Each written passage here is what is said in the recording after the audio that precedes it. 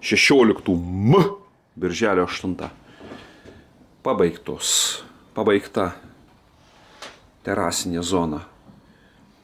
Virš miegamojo ūkinės ir vonios ir šiandien kraustynės, daiktų kraustynės.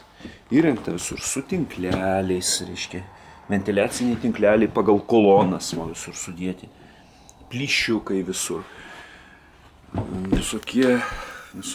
visokie va tokie konstruktyvai, viskas aptaisyta, kantas palei sieną, irgi plyšelis yra, tinklelis, kad va ta ventiliuotųsi ir juostelė, kad šiukšlės nebirėtų į ten. Sumontuotus lentynos didžiulis kiekis, iš viso apie 15 metrų lentynų. Nu ir nežinau ką sakyti. Kraustynės.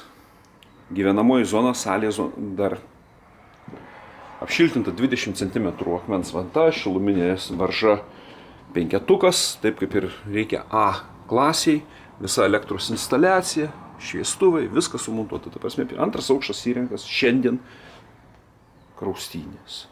Pirmusios kraustynės, daiktų kraustynės, pirmas etapas, birželio 8, 16 10 dieną po pietų keliam konteinerį.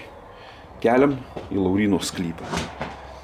Kolonos apšlifuotos, visur švelnu, reiškia, visur kaip obliuota, visur, niekur nėra jokių aštrumų, nieka, kad ranka prisilietė.